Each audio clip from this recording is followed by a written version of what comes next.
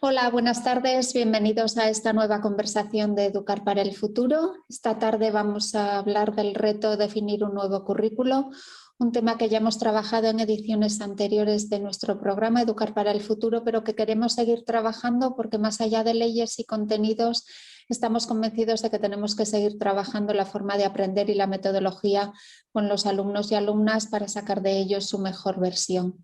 Para ello vamos a contar con dos ponentes de ámbito internacional, Pasi Sahlberg y Lane Clark, que van a estar moderados por dos miembros de la Universidad de Zaragoza, Enrique Lafuente y Vicky Gil. Lane Clark es una pedagoga canadiense que tiene una metodología Deep Thinking for Deep Learning. Ella está convencida de que hay que enseñar a los niños a pensar para saber cómo aprenden, que hay que trabajar con ellos su propia forma de aprendizaje, y es una metodología que ha implantado en diferentes países y que ya ha compartido con nosotros en ediciones pasadas. Pasi Sahlberg es un pedagogo finlandés, es profesor de política educativa en la Universidad de Nueva Gales en Sydney, Australia. Ha trabajado como docente en escuelas, como profesor de maestros y como experto y asesor para el gobierno finlandés y también para entidades como el Banco Mundial y la Comisión Europea. Sin más, les dejo con los moderadores de hoy, a quien quiero agradecer expresamente no solo la moderación de la conversación, sino su colaboración en el diseño y consenso de esta conversación. Vicky Gil y Enrique Lafuente, ambos son profesores de la Universidad de Zaragoza en el Departamento de Filología Inglesa y Alemana de la Facultad de Educación, Enrique como profesor titular y Vicky como profesora asociada. Y sin más, les cedo la palabra. Enrique y Vicky, comenzamos la conversación. Thank you, Carmen. I want to take the opportunity to thank Pasi and Lane for being here with us. It's an enormous pleasure and privilege to share this program with them, as well as with my colleague, Vicky Gil. And I would also like to extend my gratitude to Ibercaja Foundation for organizing this event, as well as to Carmen Campos for inviting us. So let's begin. Our first question is, in your view, Lane, Pasi, what are the key changes and directions that we should be taking the next few years in education? Yeah, if I can start. Thank you very much for inviting me and Lane as well to this conversation here. I think, you know, Enrique, it really depends on when this question is asked, and now we are in the we are still in the middle of the this horrible pandemic that has disrupted many things and also made many people to think about the future of education in a different ways. And, you know, one fact is that we don't really know exactly what will be the lessons out of this experience that we have. But I can mention a few from my own experience and my own research, what I think will be in the agenda in the future when we think about the answer to your question about what future education will be. Just very briefly. The first one is that you know, if we now, this is about 12 months of this experience of disruption. If we look at now those education systems that have somehow had a easier way to navigate through these difficulties, they all in one way or the other are flexible systems. In other words, that they have curriculum arrangements designed in a way that doesn't force teachers and schools to do kind of a follow the grand plan of teaching, but they also have their operations and daily work in the school designed in a way that allows changes. You know, when the world changes, the schools should change too. So this flexibility is one thing. Then the other one is the kind of schools and the systems ability to exercise creative problem solving. And that by this I mean something that's you know, there's no direct answer to the question or problem that you have, that the schools and people, including students, are invited to kind of figure out what is the best way to move forward. And certainly, you know, there are some education systems now in the world that have shown that when the education system is designed in that way, that it encourages, actually requires creativity and creative problem solving, things often seem to be going in a smoother way. And lastly, I think, how education systems today differ greatly from one another is the level of trust that there is towards the schools and educators and principals and teachers to do what they are supposed to do. And it seems now that those education systems that have, before the pandemic, had more trust in teachers and schools' ability to, do the right thing, that they seem to be doing a little bit better. So I think, there may be some other things like, the role of technology and how we are, blending these digital devices into teaching and learning. Certainly those things will be considered in a future education. But I think as an opening question, and my answer to this question is that, flexibility, creativity, and then trust in schools would be probably on any of those tickets in the future when the school system, education systems will be rebuilt after this crisis. Lane, what do you think? Great, really interesting. Yeah, Lane, I was wondering, what about from a teaching point of view or from methodology? What sort of ideas can you give us to move forward into the future? Right. So I think right now that in a lot of curriculum documents and in a lot of policy documents across the world, a lot of what we need to be doing has already been identified. So you will see in documents internationally the need for critical and creative thinking, and they'll talk about the fact that, our kids need to be actively involved in their communities, and they want learners to be active citizens. And you'll see in curriculum, they'll talk about the fact that we need to start contextualizing curriculum in authentic problem solving. And we need students taking more ownership and responsibility and self-assessment, et cetera, et cetera. So in a lot of situations where we want to go has already been identified. The issue is taking it off the paper and bringing it into the classroom. So, I think interestingly and understandably, there's a call for teachers to really engage with professional learning where technology is concerned, and upskilling teachers where technology is concerned. And that's obviously come out of the situation that we're in right now with the pandemic. But I think what we will be recognizing is that so much that is already outlined in the curriculum actually needs to be actioned. And we need to focus professional learning in situations where teachers are upskilled to be able to, take these areas off the page and have them penetrate the classroom door.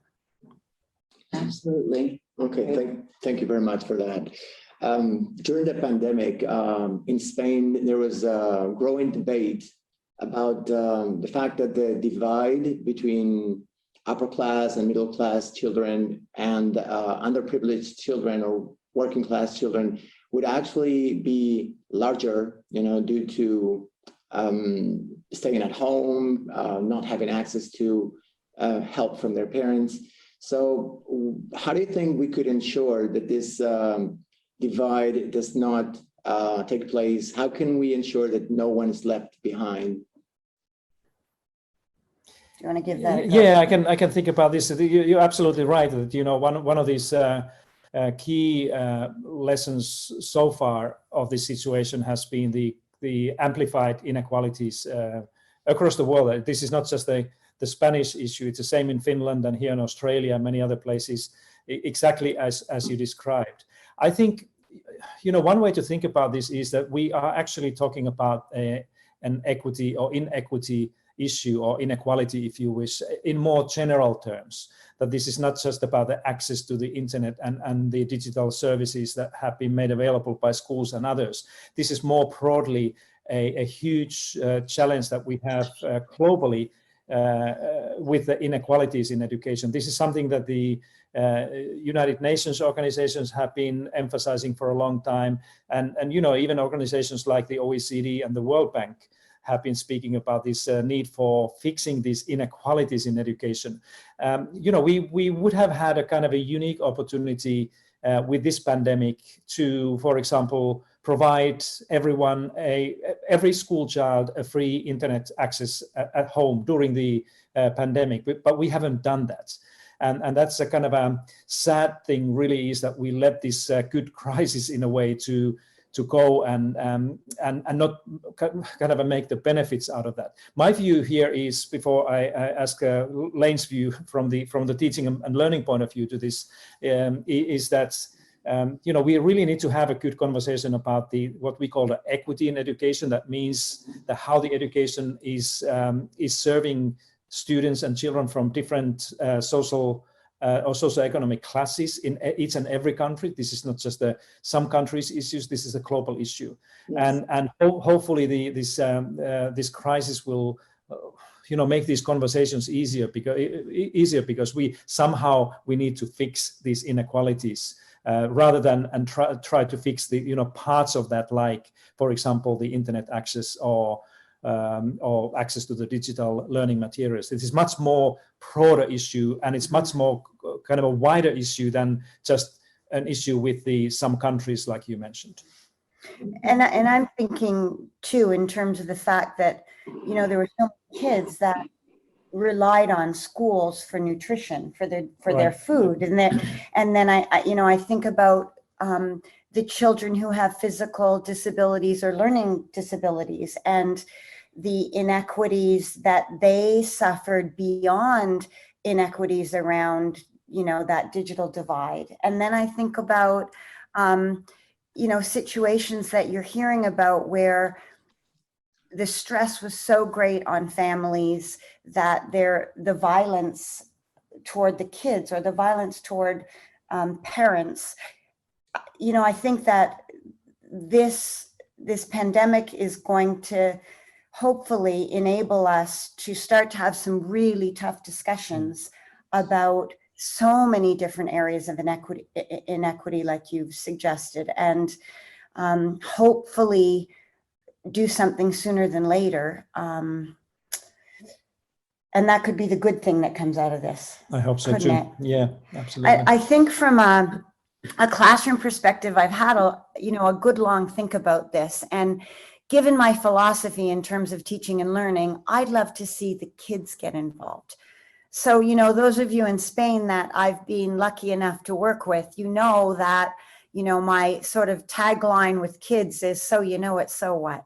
How can you use what you know to make a difference in your life and the life of others? I would love to see kids have a serious opportunity to reflect on this pandemic and consider and learn not only how it's impacted them, but how it's impacted others in their own country and around the world, and teach kids to, use that as an opportunity for problem finding and problem solving. I'm thinking about kids, writing grants, and kids writing local businesses and asking for donations, and kids and teachers having, a coffee club once a week after school and inviting parents coffee and computers, and kids and teachers teach parents some of the programs that perhaps they were not able to access because they didn't really understand them, and maybe getting big buddies with little buddies, or in some cases little buddies with big buddies, teaching them the software and the hardware, and and then maybe flyers that kids could create to let parents know, look, if you don't have reliable internet, these are libraries where you could go, or maybe coffee shops you could go to, or, I think we can involve the kids to actually take this on as an opportunity to make a difference themselves, and be a part of the change that we want to see happen. Thank you. Great, yeah. It's so interesting, so many things to do, right? I was wondering if we could turn a little bit to assessment. I'm afraid in Spain, we're still a little on the traditional side of the use of assessment. And I know from our contact with Lane that you've taught us so much. Do you think that you could give us some ideas how assessment might be a useful factor in promoting this educational change or this innovation moving forward?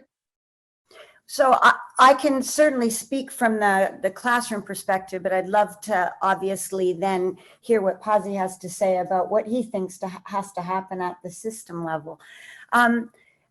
You know, I know that a big change internationally is this whole idea of success criteria for kids. There's been a lot of research done on learning intentions and the idea that children should understand what it is they're meant to be learning, whether we're looking at a teacher introducing learning intentions for a lesson or maybe a bigger unit. I sort of think we need to go bigger and broader on that, because my experience with the learning intentions has been that they're still pretty general, and sometimes they look really great on the board, but kids don't have a deep knowledge and understanding of what the heck it is they're still meant to be doing. I know, because I've had the great privilege of doing this with littlies and biggies, that if the criteria for teaching and learning is created in a way that is in kid speak, whatever that developmental level is, that our learners are 100% capable of recognizing what it is they need to know or do. And so then I'm talking about content criteria for knowledge and understanding versus skills criteria for things they're meant to learn to do. I know that they're able to follow that. I know that they're able to collect evidence, and I know that they're able to self-assess and collect and identify their learning goals. I think it's a matter of maybe teachers again being upskilled in how to actually create this so that kids can realistically use the criteria themselves and truly enable and empower them to take on that ownership. You know, I'll often say it doesn't really matter if we as teachers know where the kid is, where he's going, and how he gets, you know, needs to get there.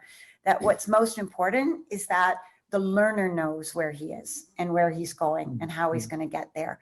And, you know, if we could make some changes in the way in which we assess and enable and empower those kids, I think we would have also seen a big difference during the pandemic and during, you know, a situation where the teachers were often unknowing in terms of where the kids were on any given day, and they sort of waited till they had to submit something. Or I would love to have seen more kids empowered to make those calls themselves, to be able to set those goals and take those next steps. So, you know, I don't know from a system level what that has to sort of look like, how that change has to occur. Yeah, you know, the first thing I would like to say to you, Vicky, that, you know, it's not just Spain, your country, that has a little bit probably traditional approach to assessment. This is a very common thing around the world. And that's why, you know, this is one of the first things that people realized about a year ago, particularly in the Northern Hemisphere, where often the school final examinations and assessments took place towards the end of the school year, when they had to be cancelled or terminated in most parts in the United States and England, Scotland. You know, many countries did that. And, you know, people started to ask questions like, do we really need to have them back? And remember, I spoke about the flexibility of the system a little while ago. And, you know, often this the problem with the flexibility was caused by these assessments. It was not about, you know, the curriculum and the teachers wanted to do certain things regardless of this, you know, how the circumstances change. But often this the problem was that these assessments were waiting there during the school closures or something like this, and people started to kind of worry that, you know, what's going to happen now to the kids, and, you know, what should we do? So that's why I think this question now is probably more important than before. That, you know, what and the question is not really that should we abolish all these national assessments and tests and examinations. I think the question is that what should they look like in the future when we are recovering and rebuilding our school systems? Because, you know, the fact is that every school system in Spain and here in Australia, we need data, we need information about how schools are doing and how the system is performing, but it's not necessarily the data that we are collecting right now, and particularly in the ways that we are doing it right now. So that's why I think the many education systems will be looking at different kind of a new ways of thinking about the student assessments and also doing them in a different ways. I think one thing that is probably in the agenda in these conversations is the question whether we should have national assessments done in the same way as, for example, the OECD is carrying out the PISA study, where not all the students are tested all the time, but we are sampling students at the level of the system, and then use that data to inform the taxpayers and parents and the communities about how the system is performing. Right. And then we would need different types of assessments for the classroom work and school level work, where we would be doing exactly what Lane was talking about, trying to understand how the individual children are learning and how they are progressing. So I in a way, this your term of traditional way of assessing is an appropriate one, that we are really still employing in many countries student assessments in a not just the 20th century way, but in the 19th century way, where we are assuming that each and every child has to be able to do and show the knowledge and skills exactly the same date, exactly the same ways, regardless of what. And in the same way. I think what we are learning from this experience is probably that there must be a more intelligent way to answer these questions. And as I said earlier, that the answer should not be that we should get rid of all the examinations and tests. The answer should be that what should they look like, and how we can build really an assessment system that is informing the system leaders and the taxpayers, but also being helpful for the teachers and educators to improve children's experience in school. I love the thought that, of course, I mean, it sounds so elementary, Watson, when I listen to you say it. Why can't we do what we're doing with PISA with our provincial, our state, our national testing, and then actually focus on performance-based assessment at the classroom school level, right? I'm thinking about the fact that, as you said, exams were canceled now 2 years in a row. For our kids in Ontario. So our year 12s didn't do their final exit exams. Well, none of the kids did their exams, nor will they this year, but they were given performance tasks. And obviously that then showed an integration of knowledge and skills, and it showed transfer. And the kids were excited because it was such a more creative and fun, for lack of another word, way to actually show what they knew. And it is so much more in keeping with then what we recognize to be important in education, and that's the ability to transfer those skills and that knowledge. It just makes so much sense. And now, if there's any system leaders listening to this conversation, this is my kind of advice to you, that so far we have been asking questions within this assessment conversation, that how good is Maria at school? The question has been that, how good is Maria at school? And then we are testing and measuring, and we should be asking that, how is Maria good at school? And it's just a twist of 2 words, but we get completely different question and completely different answer. And just think about it, at how is Maria good at school? It means that Maria can be good at many different ways, and she can be good differently than Juan. Okay, and they both are still excellent. They're meeting their targets and goals. But we need to learn to think differently about these things. And this question that, how is Maria good at school, is really a good one, because it will lead completely different assessment system if we just follow these 4 words. The other thing I'm just sort of thinking about now is, I talk a lot to teachers about the brain and actually teaching in a more brain compatible way. And, we know that you have more neurons, more dendrites, and more dendritic connections in areas of strength. And so I would love to see assessment shift at the classroom level, but I can't see why it couldn't happen at the provincial, state, national level, where whatever the mandated assessment is, that kids can go from strength to struggle. Right. So they have an opportunity to share what they know and share what they understand any way that they would like to, prior to the must do. We talk about fair, valid, educative assessment in the documents. And yet when you think about how we're actually collecting that data, it's, as we said, a mandated assessment. It's irrelevant whether it's through a modality of strength or not. Yeah. And yeah, we're going to collect that data, and then we're going to talk about how Maria did.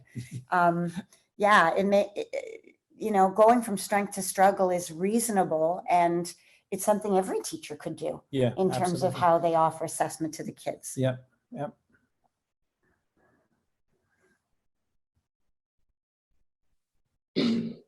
Thank you very much. In your answers, you've addressed the next issue we would like to talk about, but still, I'd like to bring us to the context of education in Spain, to our context. In the past, Spanish students have not done very well in the PISA studies, and this, of course, has brought about concern among educators and politicians and society in general. So now a new law of education is about to be passed.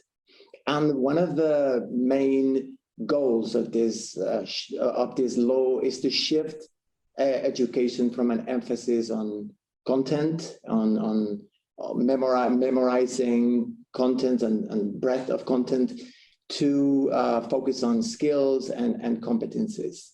Now, I have two questions or two subtopics I'd like to address with regards to this. First of all is what should be done both at the systemic level and at the classroom level to address this change? And I know both of you come from countries where the curriculum is very different, and hopefully you can give us some insights into what this should look like in the future. And also there is a camp in education and also in the media that claims that shifting the curriculum to stress on skills and competencies means failing certain values like hard work and rigor. So there's been criticism against this change, probably from the most conservative camps in education. So as I said, what should be the decisions to be made both systemically and in the classroom? And what would you say to these people that claim that that type of curriculum is failing the students? That's Enrique, a really hard question, but I think again, you know, this is not just a question and challenge in Spain. It's exactly the same situation actually in most of the OECD countries. If you look at the OECD PISA data carefully, you will realize that overall the whole OECD region, 37 countries, including Spain and Australia and Canada and Finland, has been declining. So the whole OECD space is actually going backwards, and that's why so there must be, and there are many systems within the OECD who are exactly in the same situation than what you described over there, including Finland, by the way, that if you look at the Finnish results. I think, you know, whether it's Spain or whether it's Finland or Australia, where this challenge exists right now, I think first of all, it's a very important, again, at the system level, to understand what is the problem. And the you know, part of the problem may be the curriculum, but I'm not sure that it is the kind of a core of the problem, that it would be, that's why I would be critical to those who claim that the curriculum necessarily would be failing students or failing, you know, make schools to fail. It may be in some cases, but overall, I think that the problem in the systems where the students' learning outcomes are not what they should be, or they have been declining, the problem is much more complicated than that it would be just the curriculum. And that's why I think the good question is that, can we then really expect that the new curriculum and these changes that you mentioned would actually fix the system or fix the problem? I don't think so either.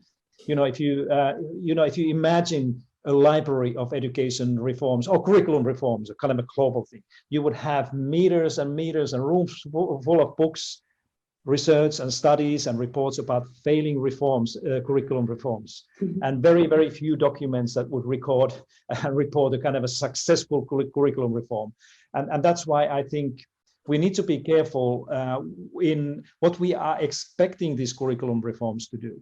And I'm particularly kind of cautious with this setting that you described there in Spain, that there will be a transition from, if I understand correctly, from knowledge, teaching knowledge and information to kids towards skills and competencies, which, and by the way, I think it's an absolutely necessary transition to make. But there will be some people who kind of think, as it has happened in Finland and some other countries, that people kind of assume that knowledge is not important anymore. So then just let's teach all the children all kinds of skills, and they're often some of the most difficult skills to learn, like critical thinking or complex problem solving or communication or those things, and then assuming that the knowledge is not important anymore. And that would be, for Spain or any other country, that would be a really harmful thing to do. So this all said, I think it's very important that now, when Spain is at the dawn of this new curriculum reform, is that first of all, that you are very clear about what is the problem, that what is the problem that you are trying to solve. And the problem is not declining or worse than expected student results in PISA, because those results only indicate something deeper problem. So it may be that the kids, you were talking about the engaging children in the learning more in school. It may be this. I don't know exactly, but this was a problem in Finland, that we realized that there are a lot of kids coming to school more and more every year who don't really find schooling very interesting, who came to school and said that there's nothing really inspiring or something that would be for me. So they just came to school and did the things. So let's be clear what the problem is. And then second thing, particularly with any curriculum reform, is to make absolutely sure that everybody understands what is expected, that why this is done, what is the kind of a criteria of successful implementation of this reform, and then make sure that we really have a good information about this when the implementation is there. And often these curriculum reforms, they look beautiful. It's like a nice cake from outside, and everybody says we need exactly something like this. But when it goes to implementation, and there are many scholars like Michael Fullan and Andy Hargreaves and many others have been studying this over and over again, and it's always the same result, is that the problem often is not what the cake looks like or what the curriculum reform is all about. It's most often how it's implemented. And the implementation always comes back to the teachers and schools and principals and kids. And Lane probably has a lot to say about it. I do, but I have a question for you. I'm not meant to be doing the questions, but this is, so the fact that you're suggesting that the data is showing us that there's a decline in so many countries, what are they putting that to? Or is that now what they're investigating? Because like you said, if this is happening in multiple countries, it can't simply be, like you said, curriculum. What are they suggesting is the cause? No, that's exactly the complexity of the problem. And I can make it even more complicated. At the same time, when the results in the OECD countries and in Spain and in Finland have been going kind of a declining or being stagnant, that we are spending more and more money on education. And at the same time, we have more and more research on education and teaching and learning and schools coming out to us to inform what to do. So this is a really complex thing. We know so much more about, this and that about schooling internationally, but we do not know how to, fix these entire systems. And one thing that may explain this, and I leave it to you and anybody who's listening to this to think about how this resonates in Spain. But if you look at young people today, right now, young people, I mean teenagers and anybody who is older than 10 or 11 years old, and just see what they do, how they spend their week or day. So what these kids do now in Spain and Finland and Australia within a typical day looks very, very different than it was 10 years ago. Let alone 20 years ago. They spend much more time with these gadgets. Okay, it's never out of their hands. The average is about 8 hours, easily 8 hours a day with a teenager. Okay, so the question is that what are they not doing when they do that? They don't read books, They don't communicate. They don't think, kind of a focus on demanding problems like in the mathematics, because, you know, this entertainment and media that comes with this is, you know, the attention span of the teenager today is shorter than with a goldfish. This is a Microsoft study that found that goldfish is focusing on things in her daily life longer than a teenager nowadays. So it's about 6 seconds. Wow. So you know, if you look at all these things that you know, how young people are different today in Spain and in Finland, and then you put that in the context of learning, that we are trying to teach them these very complicated 21st century skills and mathematics and science. You know, it's no wonder that they are not ready to learn anymore with these things. So my kind of a theory here is that, and it's not in kind of a inclusive in a sense that it would explain everything. But we are dealing with a very different young people today in our societies and schools, who learn in a very different ways, who behave in a different ways. Spanish children sleep 2 hours less every day than they should. And you know, if you live like this, that, you know, a teenager, you should be sleeping 10 to 11 hours a night, and you sleep 7 hours. You know, you can't learn. You cannot do well in PISA if your life looks like this. So, you know, that's why curriculum reforms are important, and they have to do their thing to make sure that we are teaching certain things. But, you know, even more important things are the students' well-being and health, and make sure that they are ready to do these demanding things. I may be wrong in a small way with this theory, but this has to be one of these explaining factors behind this declining things. Yeah. I feel like in a way it takes a part of the responsibility of the shoulders of teachers, and that's you know, something that they'll probably welcome. But still, speaking both as a teacher trainer and as a parent, I feel that a lot of the things that are happening in the classroom, a lot of the learning is focused on superficial learning of a lot of content. You know, it's basically breadth of content, and the reform apparently, because it still has not been studied in detail and presented, attempts to push students to make more connections, you know, to deeper learning, which is something I think we will all celebrate. So in that sense, do you think, or what ways do you think teachers can promote this depth of learning? And wouldn't you agree that at any rate, something that is simply memorized and that is studied for a test will have very little impact in their overall and long-term learning? Lane? Yes, thanks, Kike. So I'm just gonna talk for a second about this idea of content, and then I'll talk a little bit about how we really need to understand the brain if we actually want to focus on changing our instruction to get that depth that you're talking about. We've gone through this pendulum of content versus skills for so many years, haven't we? That's right. And you know, I wrote an article called Does Curriculum Matter, and Does Content Matter? And I understand the importance of 21st century skills, but they're not taught and they're not developed in a vacuum. They're contextualized in something, and that something is content. Knowledge. Yeah. It's knowledge. We have to, as educators, differentiate between content, knowledge, and topics.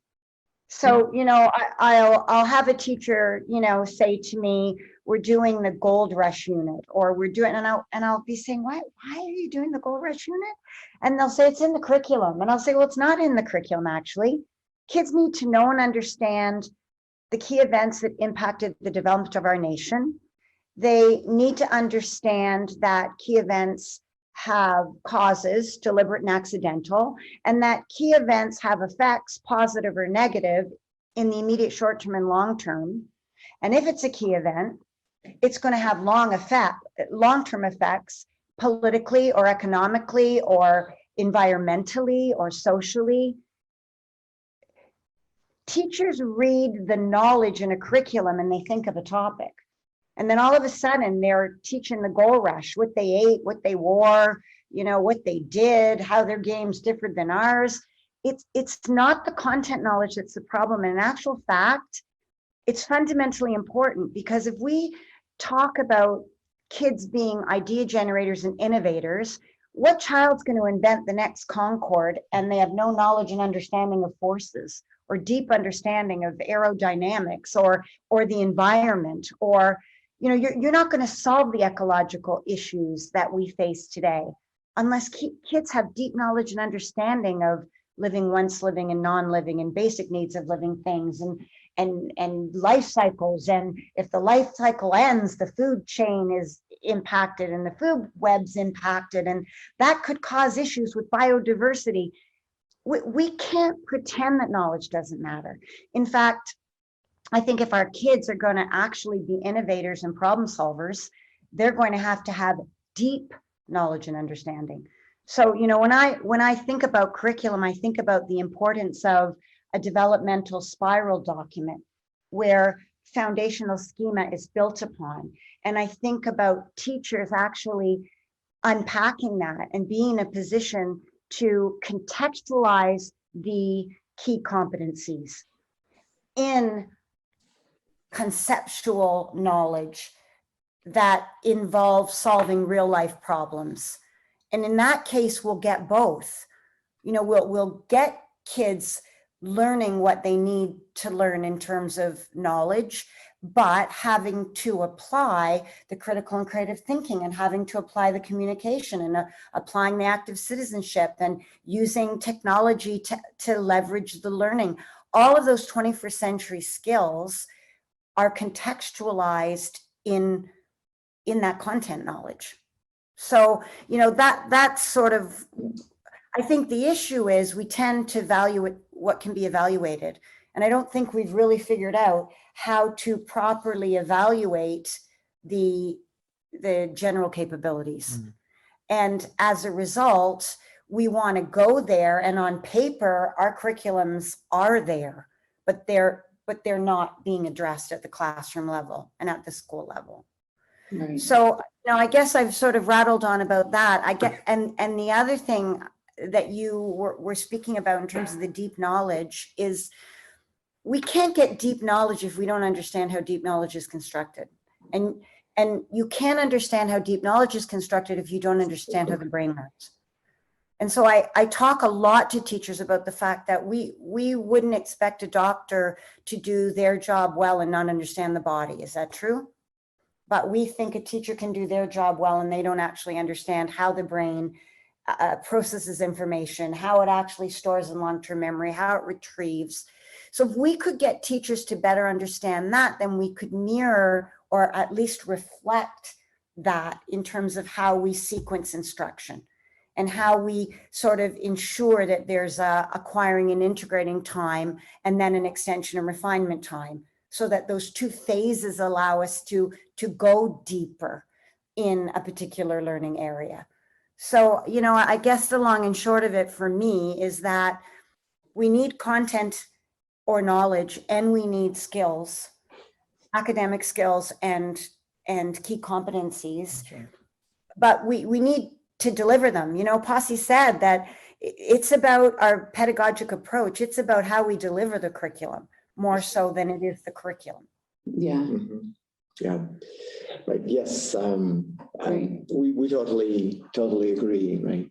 Yes. Yeah. And that we sort of wanted to ask Pasi, because we know that you've just published a book in The Teachers We Trust. And as soon as we read the title of the book, we thought about Spain, because I think this is something that's so necessary here in Spain, that teachers become recognized, and all the effort and basically all of the things that we've been talking about today go back to that teacher. And also Enrique and I, as teacher trainers, that's what we're trying to do, right? We're trying to prepare our teachers and we're trying to make them very professional. But Pasi, I wonder how you can give us some key ideas for developing that trust in teachers. Yeah, thanks, Vicky, for asking this question. And this is again it's an easy question, but answer is a very complicated because there's no kind of a shortcut or silver bullet to do that. And certainly, you know, something like education minister making an announcement next Monday that's from 1st of May onwards, we all trust our teachers and schools to do the right thing. That's not going to happen. That it will require a lot of things before that. And, you know, one of those things you actually mentioned through teacher training, and this is definitely something that we have done already 30 or 40 years ago in Finland, and the Canadians are doing that very well, is to make sure that the new teachers are trained to be professionals. Mm-hmm. And I mean real professional, not just you know, having a label or title professional, but in the same ways that we prepare and train our medical doctors and lawyers and architects and engineers and others who are in our societies often considered as examples of those professionals. Mm-hmm. So I think, you know, we need to get to the level where teachers are not only called to be professionals, but where the teacher's sense of their own profession is based on these elements of being professional. So that's you cannot build trust in anybody who is, you know, doing what the teachers do. And we need to understand that, you know, for us parents, and we are probably in the same boat in this way, that, you know, I have two sons here who go to public school. Every day I give my only children here to the hands of these teachers and the school. Right.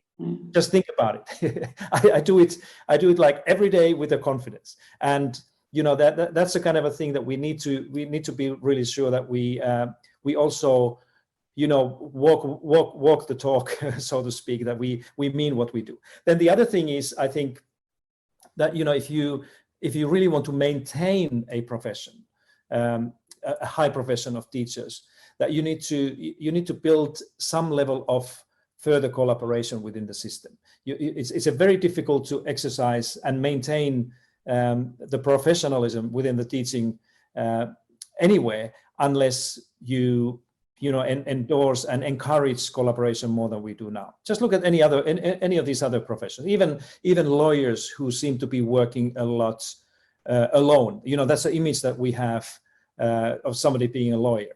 But, you know, lawyers actually work a lot with the teams and with other lawyers, and they have their associations and communities where they practice just like medical doctors and everybody else. We need to have the same sense with our teachers, that they have a sense of belonging to a community of professionals, not just belonging to a school or something like this. And then finally, I think, you know, this trust also comes through a set of very concrete deeds, things that we can do. Like, again, you know, if I go back to Finland, where I was working at the Ministry of Education in the 1990s, we did a number of things only to kind of show the teachers and the schools that we are the authorities and politicians, and the system is really trusting them. For example, we did away the national curriculum.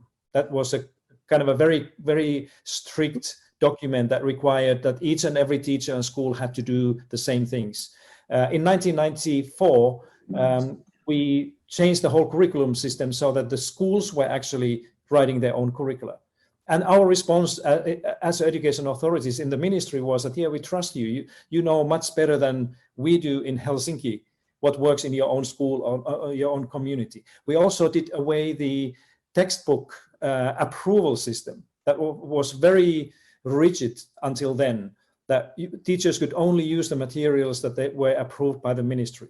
And again, the response was the same, that we trust your kind of a professional judgment in deciding which textbook materials are good for your own work and for the kids. We did away the inspectorate in Finland for the same reasons. And actually, you know, what was interesting in Finland was that while we did away the inspection function at the level of the government, we passed it over. We said that inspection doesn't disappear, but you are going to do it now as a school or the local community, that you will inspect your own work as a school or as a teacher. You can do it by yourself, or you can do it by, you know, joining with some other schools where you benchmark what you do with other schools and other principals and teachers.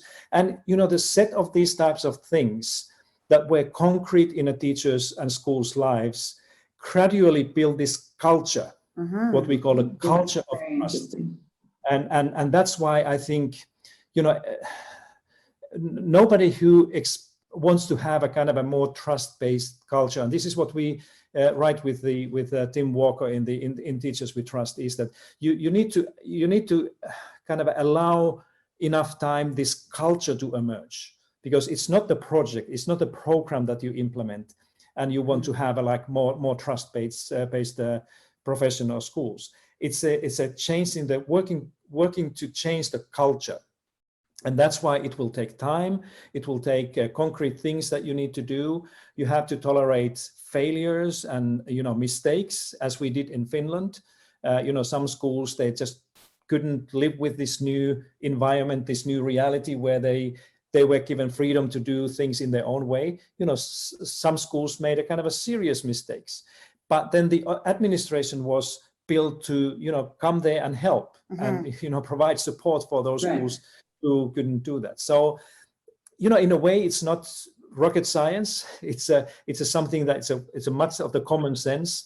It's doable, but it takes time, and it takes a kind of a really good top-level leadership. It's much harder to be a minister of education, leading a kind of a trust-based culture or system, than, you know, being a minister that is trying to hold all the wires and control everything. That's a much easier thing to do. But if we want to have a better outcomes in the future, we need to think differently. It's interesting because, you know, I'm listening to you speak and I'm thinking about the fact that this is what teachers want to do in the classroom with the students. Right? It's the same sort of thing, isn't it? We want to hand over some decision making to the kids. We want to show the children that we trust them. We want to set them up to be able to have, you know, a voice and that decision making in terms of themselves. That's why it's a culture. Yeah, that's exactly right. I mean, it is the culture that we're trying to build in a classroom. It makes sense that then must be the culture at the school level. And then at the system level. It is. Yeah, as you said, it's not rocket science. It's actually harder than that. It's harder than rocket science, but to actually see why it's not working right now makes sense, because we aren't developing that culture in terms of doing those things. Absolutely. I totally agree, and I appreciate your comment and your explanation. I think trust is therefore a central concept around which to explain what has happened in the past and what we should be doing. For one thing, as I was saying, teachers feel constrained in making sure they cover the whole curriculum, and in doing that, of course, they feel very limited in the sort of methodological options they can take in their classroom. So of course, I feel should be up to the teacher if he has that trust from educators and politicians and legislators to develop the curriculum, to adapt it to his or her classroom, and to also, of course, allow students to work in more innovative and active ways. Moving forward, we don't have much time. I'd like to ask both of you, what do you think are the main challenges in education for the next few years? What would you think would be the main issues we should tackle? You want me to go? It's so easy question that I let you start. Oh, it's so easy. Oh, sheesh. You know, I'm hearing this so much, this whole idea of, you know, what are the challenges? How will education change in the next 10 years? And, you know, I think back to the last 10 years and I compare it to now, and I think how much has changed. I don't think a lot really, except in the world of technology. I think what's going to happen now is I think that there's been such leaps and bounds in many classrooms in many schools around the use of information communication technologies for enabling kids to find out and enabling them to communicate what they've learned. I think that's going to carry on. I think teachers have proven to themselves that they can learn new hardware and software and that they can integrate it. I would like to see in the future technologies used in more transformational ways. I'd like to see technologies used less in terms of accessing and communicating and more in terms of aiding kids in analysis, evaluation, and literal synthesis, the creation of new. I'd like to see in the future teaching and learning becoming less segmented. You know, still wherever I go, we pretty much in primary school have a literacy block, a numeracy block, and then a whatever else we have to teach. And, you know, we keep hearing about the overcrowded curriculum, and we keep hearing about the fact that I can't do everything I need to do. I think we need to recognize that, you know, literacy and numeracy are part of just any type of learning. And if we can engage kids in authentic problem solving, they're going to have to read, write, listen, view, speak, and present. And they're going to have to use mathematical skills and engage in problem solving. So I'd like to see a more integrative approach where, you know, if you need to learn this particular skill in your reading or in your writing, then we'll sort of move over here, we'll do some target teaching and come back into why you need it and the purpose of it. You know, again, I think it's going to help with engagement, because I think a lot of our kids don't see the purpose for a lot of what they're doing. And if it was contextualized differently, they might. I'd like to see in the future more student ownership. There's too many kids that come to school and learning happens to them. And I want them to understand that they make learning happen. You know, I think that the kids that are excited about learning and engaged in their learning and love coming to school are the kids that are seeing how it actually makes a difference in their life because they've learned that, or they can do that. And I'd love to see teaching and learning change so that every kid is sort of feeling that is the real magic of learning. No, you go for a bit. I fully agree with you that this, this what you said last was also on my list of three things. Thinking about what needs to happen is this student voice, or some people call it the student leadership, that we need schools that are much more led by students themselves, not just led by teachers and schools within the system, but where the children's own interests and their own the passion, the things that they're curious about are considered as a starting point for learning. So that's, I think, is a critically important part of the future schooling. Earlier, when we started this conversation, I mentioned the flexibility and creativity as one of the characteristics of probably more successful education systems during this pandemic thing. And I think that, this self-directed learners, that has been a program in some countries, is another one. Those countries that have been educating and preparing students to be, and children to be, kind of a self-directed learning, which means that, they are taking ownership and leadership of their own things, certainly found themselves in a situation where learning didn't stop when the schools were closed, which is an extremely important and powerful sign of the school system, that, the kids actually don't need the school to continue learning as they do in a traditional way, that, when the school bell rings at 3 o'clock in the afternoon, learning stops and then something else begins. But if I can add one more thing here that we haven't discussed that much for the future, that I would really love to see more kind of included in these conversations and these reimagining schooling models, and it's the well-being and health integrated as closely as possible in the work of each and every school.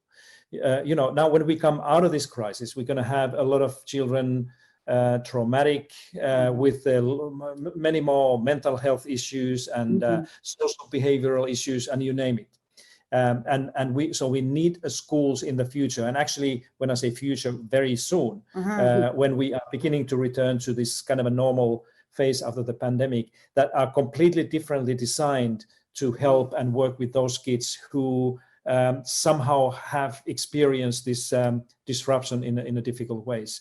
And while we do that, we also going to have a better education systems for the kind of a longer future, because the learning in the future, the learning or the success of the school will not only be measured by the academic results, it will be only measured through the health and well-being outcomes of the school. So this is something that needs to be there. And finally, I am a strong advocate of seeing more play in school, not necessarily just in a school, but I believe that in Spain and here in Australia and Canada, I know that the children should play much more than they do.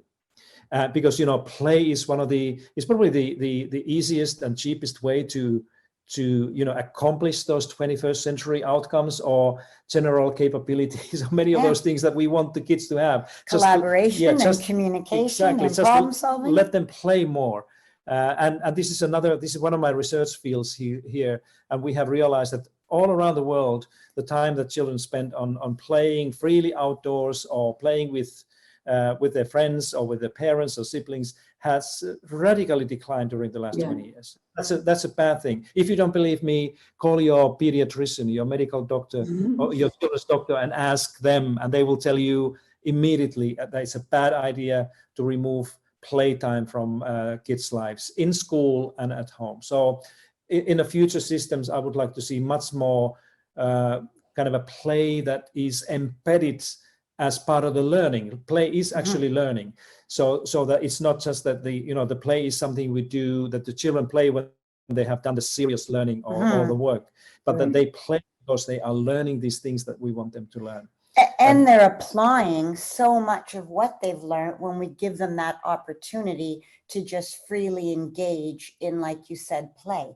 Absolutely. Yeah. I'm going to pick up on something that we actually chatted about before the webinar started. And Pasi and I were speaking about the fact that there seems to be a real focus on the negatives that have come out of the pandemic, particularly in terms of children's well-being and in terms of lost learning, etc.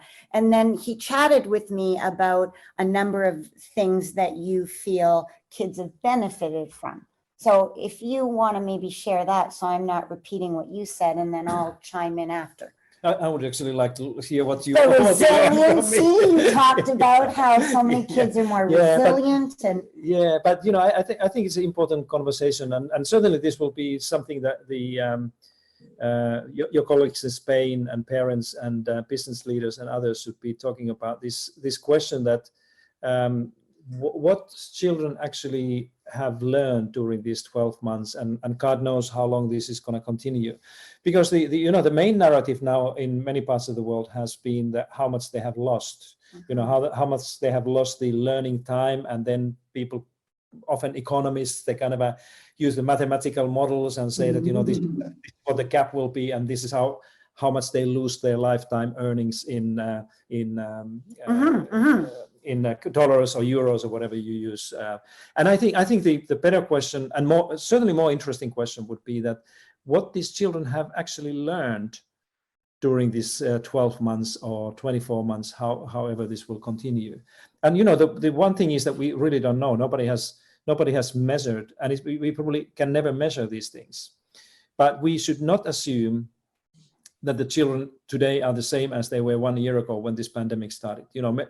Most of these kids in Spain, they have learned enormously about themselves, about their parents, about their siblings. They have learned about the economies, their societies, and their neighborhoods. Many of them, they have learned how to cook. They have learned how to play a piano or, do things by themselves. Most of them have learned how to cope and deal with boredom. When you're really bored, there's nothing to do, that you kind of figure out. That's where your creativity comes into the picture. And so I think it's, if there's any one single takeaway of this webinar, this conversation, I think it's in Spain and everywhere it should be this, that we sit down with our children, whether they are in school or at home around the dinner table, and ask this question that, so what did we learn? What have we learned so far in this very painful and complicated and horrible experience? And just, start to list those things that what everyone says. And I can promise you that we would be surprised to hear all the stories that children will tell us, that what they have learned, how they are different today than they were compared to 1 year ago. And that a lot of it will be positive. And, most of these things outweigh enormously, all these mathematical and scientific and other things. And don't make no mistake, I used to be a mathematics and science teacher, so I think that they are very important subjects.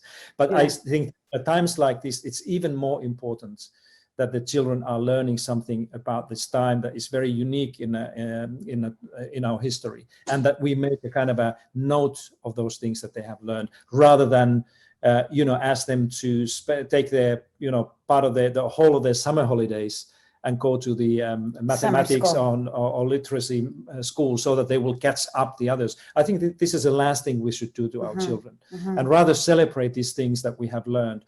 And if there is an individual that could never have been learned at school. Yeah, and if there's an individual children who say that they clearly didn't learn anything, that all these negative things were kind of dominating in their life, then they need to be helped, and we need to have systems that will help them.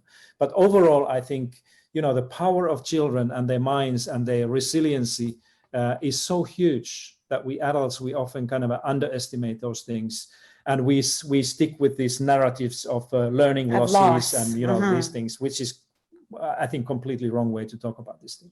And I think that we can also use this experience with the kids to talk about the importance of self-regulation, and talk about the importance of, the ability to, monitor your own learning and set your own goals and create action plans. And we can use this to leverage the idea that, look, we can give you processes that will help guide you. You don't have to remember how to publish. We can give you a process for that, and a process for problem solving, or a process for decision making. We can use this to enable and empower our kids, so that, goodness, this happens again. We've got kids who are more able to take control of their learning, and are more able to, work with other kids without their teacher, and to continue to grow and continue to develop. I think we need to focus on the positives, because I think a lot of the focus is going to be on the negatives. That's and right. I think that focusing on the positives with our kids, whether it's, like you said, at home around the dinner table or in the classroom, is really going to be a great foundation for next steps.